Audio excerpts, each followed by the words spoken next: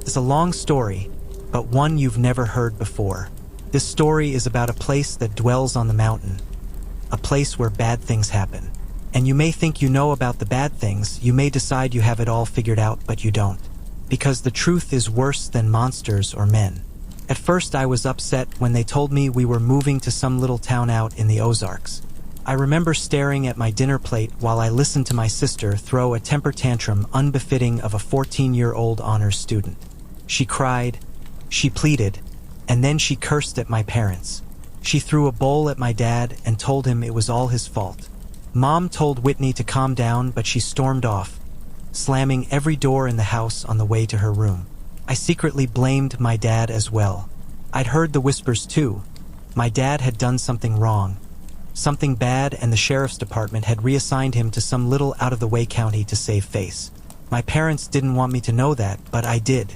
I was 9, so it didn't take me too long to warm to the idea of a change. It was like an adventure. New house, new school, new friends. Whitney, of course, felt the opposite. Moving to a new school at her age is hard. Moving away from her new boyfriend, however, was even harder. While the rest of us packed up our things and said our goodbyes, Whitney sulked and cried and threatened to run away from home. But a month later, when we pulled up to our new house in Drisking, Missouri, she was sitting right next to me texting viciously on her phone. Thankfully, we moved over the summer and I had months of free time to explore the town. When Dad started his new job at the sheriff's office, Mom drove us around the city commenting on this and that. The city was much, much smaller than St. Louis, but also a lot nicer. There were no bad areas, and the entire town looked like something you'd see on a postcard. Drisking was built in a mountain valley surrounded by healthy forest land with walking trails and crystal-clear lakes. I was 9, it was summer, and this was heaven. We'd only been living in Drisking a week or so when our next-door neighbors came to introduce themselves. Mr. and Mrs. Landy and their 10-year-old son Kyle. While our parents talked and drank mimosas, I watched the Landys' lanky, red-headed son hung out in the doorway, shyly eyeing the PS2 in the living room. Do you play?" I asked. He shrugged. "Not really. Do you wanna? I just got Tekken 4. Kyle glanced at his mom, who had just been handed her third mimosa. "Yeah, sure." And that afternoon, with the ease and simplicity of our age, Kyle and I became best friends. We spent the cool summer mornings outside exploring the Ozarks and the hot afternoons in my living room playing the PS2. He introduced me to the only other kid in the neighborhood our age, a skinny, quiet girl named Kimber Destaro. She was shy but friendly and always up for anything. Kimber kept up with us so well that she quickly became the third wheel on our tricycle. With my dad at work all the time, my mom consumed with her new friendships, and my sister locked in her room all day, the summer was ours to take, and take it we did. Kyle and Kimber showed me where all the best hiking trails were, which lakes were the best and most accessible by bike, and where the best stores were in town. By the time the first day of school rolled around in September, I knew I was home. On the last Saturday before school started, Kyle and Kimber told me they were going to take me somewhere special, somewhere we hadn't been yet, the Triple Tree. "What's a triple tree?" I asked. "It's a totally awesome, totally huge treehouse out in the woods," Kyle said excitedly. "Whatever, Kyle. Come on, you guys. If there was a freaking treehouse, you would have showed it to me already." "Nah, we would not have." Kyle shook his head. "There's a ceremony for first-timers and everything." Kimber nodded eagerly in agreement, her dark orange curls bouncing off of her tiny shoulders. "Yep, it's true, Sam. If you enter the treehouse without the proper ceremony, you'll disappear and then you'll die." My face fell. Now I knew they were making fun of me. "That's a lie. You guys are lying to me." "No, we're not," Kimber insisted. "Yeah, we'll show you. We just have to get a knife for the ceremony and we'll go." "What? Why do you need a knife? Is it a blood ceremony?" I whispered. "No way," Kimber promised. "You just say some words and carve your name into the triple tree." "Yup. It takes like 1 minute," Kyle agreed. "And it's a really cool treehouse?" I asked. "Oh yeah," Kyle promised. "Okay. I guess I'll do it then." Kyle insisted on using the same knife he used during his own ceremony, but we paid a price to get it. Mrs. Landy just happened to be home with her youngest son Parker and despite Kyle's many objections, his mother insisted he take his 6-year-old brother with him. "Mom, we're going to the treehouse. It's only for older kids. Parker can't go." "I don't care if you're going to see an Exorcist movie marathon. You're taking your brother with you. I need a break." "Kyle, can't you understand that? And I'm sure your friends won't mind." She flashed Kimber and me a challenging look. "Right?" "No, not at all," Kimber said, and I nodded in agreement. Kyle made a loud, dramatic sigh and called his brother. "Parker, put your shoes on, we're leaving now." I'd met the youngest Landy several times before and found that he was as unlike his older brother in looks as in disposition. Where Kyle was a wild, excitable fireball with hair to match, I found Parker to be an anxious, fidgety boy with small eyes and dark brown hair. We got on our bikes and made our way to a lesser-known hiking trail a few miles away. I'd asked before where the trail led when we'd ridden across it several weeks before, and Kyle had given me the underwhelming answer of nowhere interesting. We pulled up to trailhead and leaned our bikes against the wooden signpost which read, West Rim Prescott or Trail. "Why are so many trails around here named Prescott?" I asked. "Is this Prescott Mountain or something?" Kimber laughed. "No, dummy, it's because of the Prescotts. You know, the family that lives in the mansion up on Fairmont. Mr. Prescott and his son Jimmy own like half the businesses in town." "More than half," Kyle agreed. "Which ones? Does he own the GameStop? The only store in Drisking I really cared about." "I don't know about that one." Kyle wound a lock around the 4 bikes and clicked the bar into place, then spun the numbers on the dial. "But like the hardware store, the pharmacy, Glitton's on 2nd, and the newspaper. Did they start this town?" I asked. "Nah, mining started the town. I think they dash. I want to go home." Parker had been so quiet I'd completely forgotten he was there. "You can't go home," Kyle rolled his eyes. "Mom said I had to bring you. Now come on. It's only like a 2-mile walk." "I want to take my bike," Parker answered. "Too bad, we're going off trail." "I don't want to go. I'll stay with the bikes." "Don't be such a wussy." "I'm not." "Kyle, be nice," Kimber hissed. "He's only 5. I'm 6, Parker objected. "I'm sorry, 6. You're 6. Kimber smiled at him. "All right, fine. He can hold your hand if he wants. But he's coming." Kyle turned and started up the trail. Parker's face fell into an undignified frown, but when the charming Kimber stuck her hand out and wiggled her fingers at him, he took it. Kyle was right, it wasn't a long walk. Only a half-mile down the trail, and then another half-mile hike on a well-tread path up the mountain. It was a steep climb, though, and by the time we got to the treehouse, I was winded. "What do you think?" Kyle asked excitedly. I studied the tree as I caught my breath. "It's pretty awesome," I smiled. And it was. They hadn't lied. The treehouse was the biggest I'd ever seen. It had multiple rooms and there were actual curtains in the windows. A sign above the door said, Ambercott Fort, and a rope ladder hung below the threshold, missing several planks. "I'm going up first," yelled Parker, but Kimber caught his arm. "You have to do the ceremony first or you'll disappear," she reminded him. "That'd be fine with me," Kyle grumbled. I was eager to get into the fort myself. "Give me the knife." I held out my hand. Kyle smiled and dug the switchblade out of his pocket. "There's some space in the back to carve your name." I opened up the knife, walked around the tree looking for an empty spot. There were so many names on the tree that I had to crunch down and look near the bottom since I couldn't reach any higher. I spotted both Kyle and Kimber's carvings on the tree, and I finally found a spot I liked near the ladder. I bit my tongue and carved Sam W. into a blank piece of bark underneath someone named Paul S. Parker went next but had so much trouble with the knife that Kyle had to do it for him. "All right, let's go." I ran over to the rope ladder. "Wait," Kyle yelled. "You have to say the words first." "Oh yeah, okay, what are they?" Kimber sang them out. "Underneath the triple tree there is a man who waits for me, and should I go or should I stay, my fate's the same either way."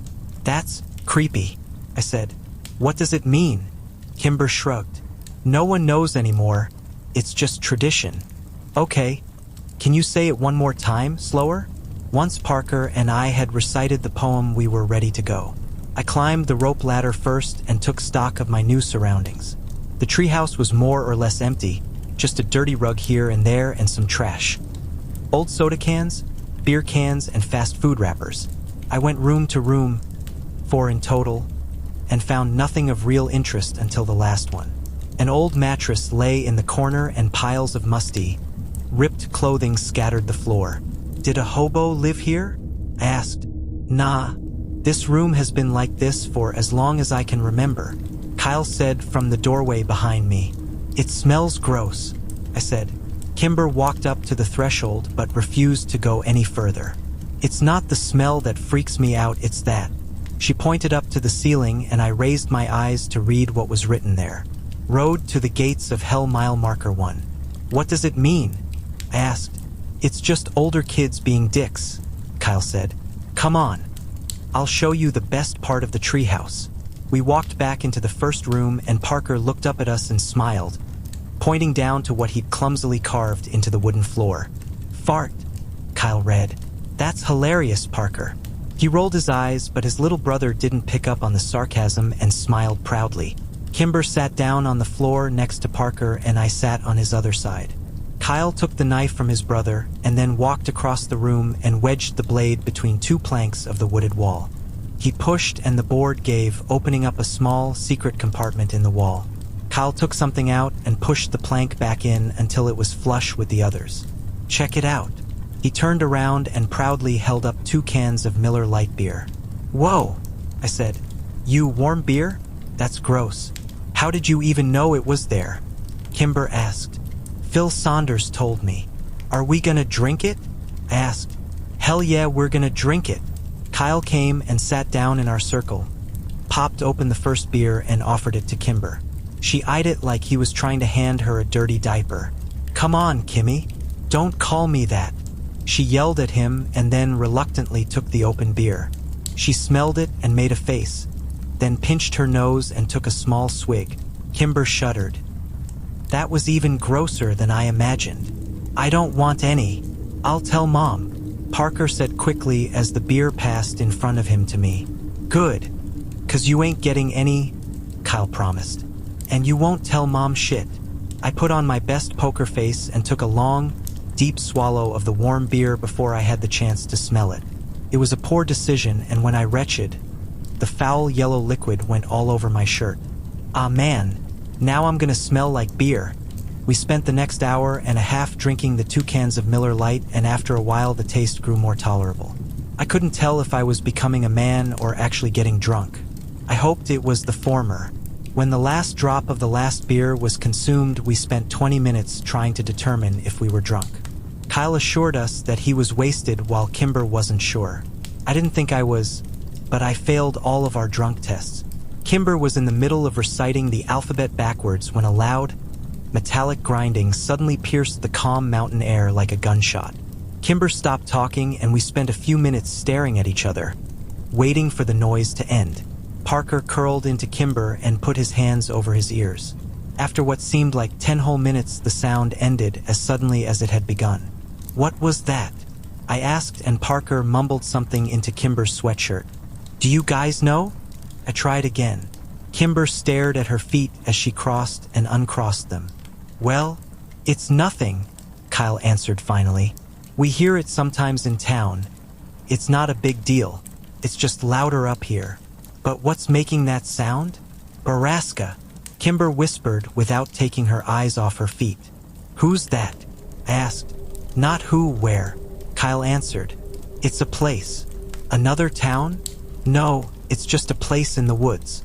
Oh, bad things happen there, Kimber said more to herself than me. Like what? Bad things, Kimber repeated. Yeah, don't ever try to find it, dude, Kyle said behind me. Or bad things will happen to you too. But like, what bad things? I turned around.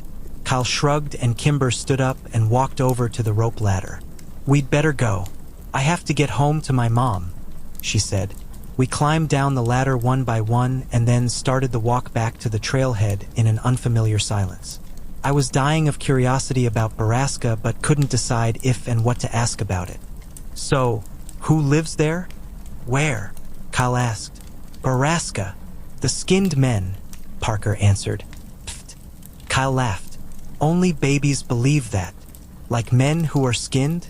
Like their skin is gone." I asked excitedly. "Yeah, that's what some kids say. Most of us stop believing in that, though, when we turn double digits," Kyle said.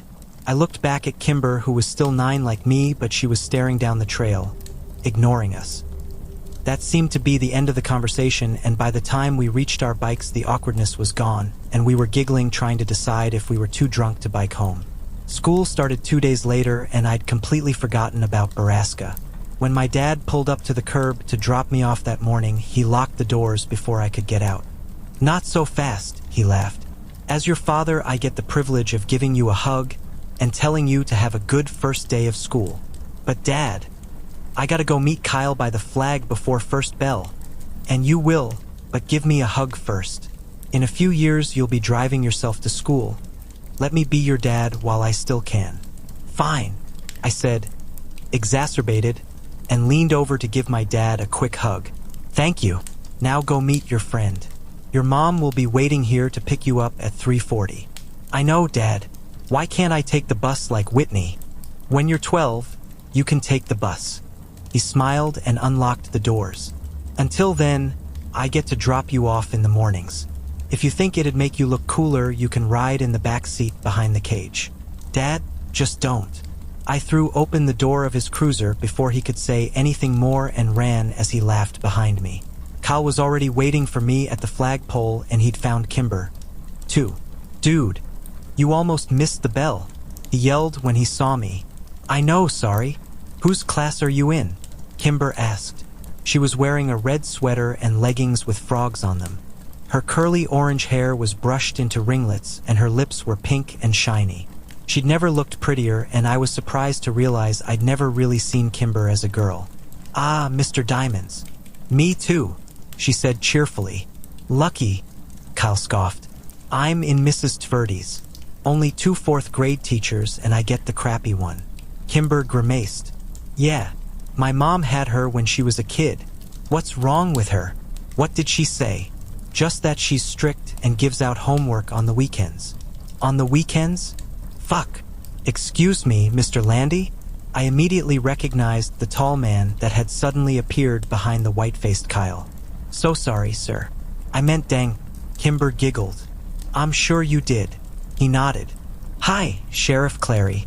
Even though I'd only met him a few times, I liked my dad's boss, and he liked me. "Well, hello, Sammy. Are you excited for your first day?" Sheriff Clary crossed his arms in front of him and widened his stance imposingly, but gave me a wide smile. "Yes, sir," I said, and then added lamely, "What are you doing here?" "I'm giving a presentation to the 5th and 6th grades about safety when walking to and from school." "Yeah, he gives it every year," Kyle muttered. "Cool," I smiled. Sheriff Clary nodded at me and then turned and walked away. I looked around, confused. "Where's Kimber?" "She took off. She is annoyingly on time to everything." And as if to illustrate his point, the bell rang. We both ran up the stairs and inside. I walked into class and saw that Kimber had saved me a spot next to her at the back. Mr. Diamond, a short, round man of 40 or so, nodded at me when I came in. "Mr. Walker, I presume?" Yeah, that's me," I mumbled as I rushed past him to the desk next to Kimber. "Welcome to Drisking Elementary. And for the rest of you, welcome back. Go Grizzlies." The class echoed a reluctant and subdued, "Go Grizzlies." Kimber introduced me to other kids in the class throughout the morning. Most of them were nice, if sort of underwhelmed by me. They said their hellos and asked where I was from, and the conversations usually ended with an unimpressed, "Okay." A group of girls who sat near the front snuck looks at us all morning and snickered. I asked Kimber who they were, and she just shrugged. During our second break, they came up and talked to me. "Are you friends with Kimber Destaro?" Tall, dark-haired girl asked me. "Yeah," I answered and looked over at Kimber. She was watching me with worried eyes. "Are you related to her?" "No, I didn't think so because you don't have orange hair." I didn't know what to say to that. "You don't have to be friends with her, you know," said the second girl with the oddly round face. I want to be friends with her. A third girl behind the other two snorted. She had pretty auburn hair and a rude, upturned nose. Well, if you do, you're going to be in the ugly kid group, the first girl warned. And once you're in that group, you can't leave it ever. Better than the bitch group, I said. Rude nose and round face gasped, but dark hair smiled. We'll see, she said, and the three returned to their corner of the room. I sat back down next to Kimber feeling like a badass. It was the first time I'd ever used a swear word in front of anybody other than Kyle. What did they say to you? Kimber asked, nervously. They said you're too pretty to be near them and that you make them look gross, so we have to stay away from them. We met Kyle in the cafeteria at lunch, and he had nothing but bad things to say about his morning. Mrs. Tverdy was old and mean, and she made everyone come up and say something about themselves, even though the class only had 14 kids and they all knew each other. When the bell rang for recess, I went to throw my lunch away with Kyle, and I bumped into a kid I hadn't seen before.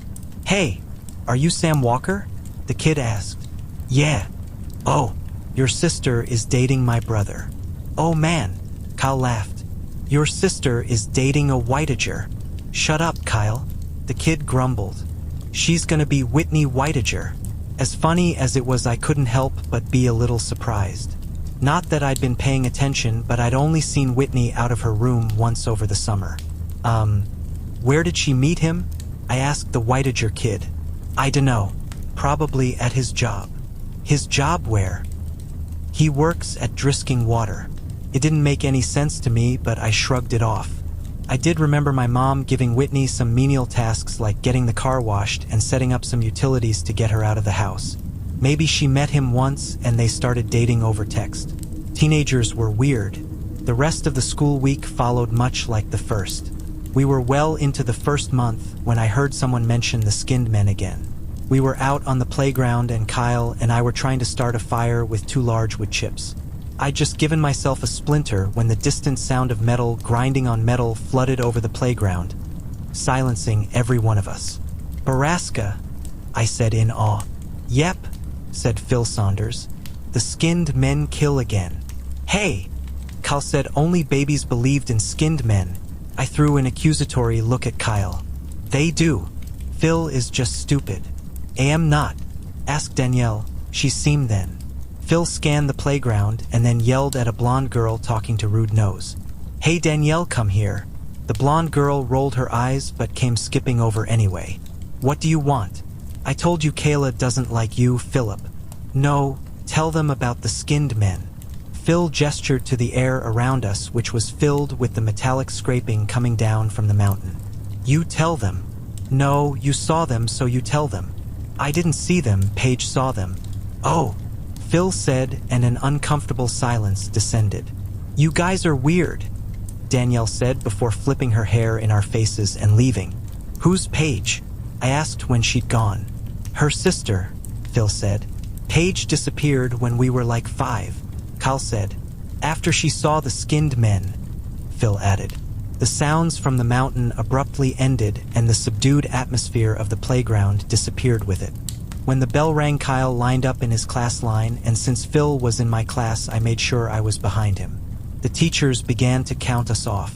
"Hey, what else do you know about BORRASCA?" I whispered to him. "My brother said that's where people go when they disappear. To BORRASCA." "What happens to them there?" "Bad things," he said, and then shushed me when I asked him what that meant. The year dragged on, and it wasn't until Christmas break that I heard the machine at BORRASCA again. It was December, and there was a thick blanket of snow on the ground, which only served to amplify the noise from the mountain. I sat in my room listening to it for a few minutes, trying to decide what was happening in the place that bad things happen. I saw my dad's cruiser pull up out the window and went downstairs to greet him. As I passed my sister's door, I heard her giggling in that annoying teenage girl way, and I cringed. I hoped Kimber never got like that. "Dad!" I skidded on the landing just as he opened the door. My dad stomped the snow off his boots and threw open his arms. "Sammy, how many years has it been?" He joked. It was true, I hadn't seen much of my dad lately since he was working so much. Doing what? I didn't know, since this was the quietest, lamest town ever. Mom thought the sheriff was grooming Dad for his job since Clary was so old and Dad never really agreed or disagreed with her. He'd only been at the department 7 months, after all, and he doubted people in the county would vote for him. "Hey Dad, do you hear that? That like machine-sounding noise?" "Yep, I hear it in town every now and then." "Do you know what it is?" I asked the sheriff about it, and he told me the noise comes from private property up in the Ozarks. "Is the property called BORRASCA?" I asked quickly. "I have no idea." "BORRASCA? Where'd you hear that?" I shrugged. "Kids at my school." "Well, it's nothing to worry about, Sammy. Probably just some logging equipment. But is the place called BORRASCA? Like, have you heard that name before?" "No, I have not heard that before." Dad pulled his boots off and shrugged off his coat, looking toward the kitchen. I could tell I was losing him. "Have you ever heard of the skinned men?" I asked quickly. "Skinned men? Good God, Sam. Is your sister telling you these stories?" "No," but he wasn't listening to me anymore. "Whitney!" He yelled up the stairs. "No, Dad, Whitney doesn't even talk to me." I repeated. I heard a door creak open upstairs and Whitney peered over the railing, phone in hand and an annoyed look on her face.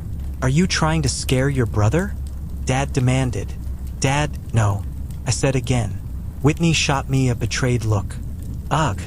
Seriously? As if I'd waste my time.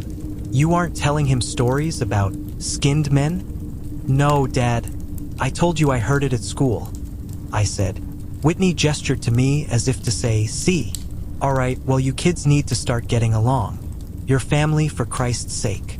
Whitney rolled her eyes, and when Dad walked into the kitchen, she stuck her tongue out at me. "Real mature, Whitney." I yelled up at her, but she was already gone. "I'll tell Dad about your boyfriend." Christmas came and went with surprising smoothness at our house. Whitney and I got everything we'd had on our lists, which was a first for us. The town may be smaller, but Dad's paychecks were clearly better. I wore my new Rams parka on the first day back to school after Christmas break. Kyle fawned over it, and Kimber showed off the blue pearl necklace her mom had gotten her for Christmas. Kyle and I feigned interest but did it poorly. Kimber knew, but just seemed happy we cared enough to fake it. As we said goodbye to Kyle for the morning, Kimber was suddenly slammed from the side. Kyle caught her before she fell, and I spun around angrily to see dark-haired girl, whose name I'd learned was Phoebe Dranger, laughing and walking away from us with round-faced girl. "You're bad people who make poor life choices," Kyle yelled at them. "When I'm your boss someday, I'll make you clean bathrooms." "Yeah, and if Kyle's your boss, you know you messed up," I added. Kyle and I high-fived and turned to Kimber, but she wasn't sharing in our victory. She was trying to hide the tears on her face. "Don't sweat those girls, Kimber. Nobody likes them. People are just nice to them because they're related to the Prescotts." Kyle tried to give her an awkward pat on the back, but Kimber turned away from him and ran in the opposite direction. "I hate those girls. Like, I really hate them," I said. "I know, they're bitches," Kyle answered, mouthing the last word as he looked over his shoulder for any lurking adults. "Well, I'd better get to class and make sure they don't try and talk to her again. There's an assembly this morning. No class until after lunch." "Seriously? That's awesome. Do we have to sit by class?" "Not usually, but we better get there quick so we can get seats at the back," Kyle said as we started walking. "What's the assembly for?" I asked. "It's either DRE or the History Society presentation." "What's DRE?" "You know, DARE? As in don't you dare do drugs or you're grounded until you're dead." "Oh, I hope it's the history thing then." We found Kimber already in the auditorium. She had collected herself and saved us both seats at the back of the room. She waved us over just as the puffy, stern Mrs. Tverdy walked onto the stage. "Hello, 4th grade students. This morning we have a special presentation for you from the Historic Preservation Society of Drisking. If you have questions during the course of the lecture, please raise your hand." "Like that'll happen," Kyle laughed. "Now, I'd like to introduce to you Mr. Wyatt Dowding, Ms. Catherine Scanlon, and of course, Mr. James Prescott." "What? Jimmy Prescott and not his dad? That's so weird," Kimber whispered. "Dude, Thomas Prescott has done this presentation every year for like 20 years, Kyle said. It's definitely weird. It's not weird, whispered Mike Sutton from behind us. He leaned forward. Tom Prescott went crazy like a year ago. He didn't do the presentation last year when my sister was here either. I don't like Jimmy Prescott, Kimber shook her head. He gives me the heebie-jeebies. His dad is so much nicer. He's like a grandpa. The presentation was slow and boring. Mr. Dowding and Ms. Scanlon talked about the first settlers here, the Cherokee and the Trail of Tears. They talked about Alexander Drisking's discovery of a motherlode of ore in the mountains and settling here with his family to mine and refine the iron. Then James Prescott took the stage from there to tell the story of his family's early journey to the town and their role in the revitalization of Drisking itself in the late 50s. The last part was the most interesting of it all, and I found Jimmy Prescott to be infallibly charismatic and entertaining. I was so busy laughing at his jokes and hanging on his every word that by the end of his presentation I realized I'd actually learned quite a bit. So much so that I was interested enough to ask a question, which Kyle warned was committing social suicide. Mr. Prescott scanned the room and answered a few other questions before he finally got to me at the back. Yes, you in the back. Mr. Prescott, why did the mines close? Like, what happened? I asked. Very good question, young man. What did you say your name was? Sam. Walker. I believe I met your father the other day at the sheriff's office. Welcome to Drisking. As for your questions, most of the mines were closed in 1951 after a long period of unprofitability. The mountain had simply ran out of iron ore. The mills and refineries were abandoned and the town suffered for years. The miners and their families moved away. Stores went out of business. Schools closed and Drisking became a ghost town. That would have been the end of it if it weren't for stubborn families like mine who refused to leave. We refused to give up the town, and after many years of hard work, Drisking became the picturesque little haven in the Ozarks that it is today. I hope that answers your question. I sat back down and Cal shook his head at me. Bro!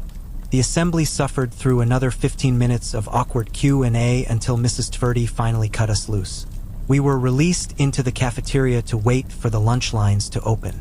Kyle, Kimber, and I sat in our usual corner. That was so boring, Kyle whined.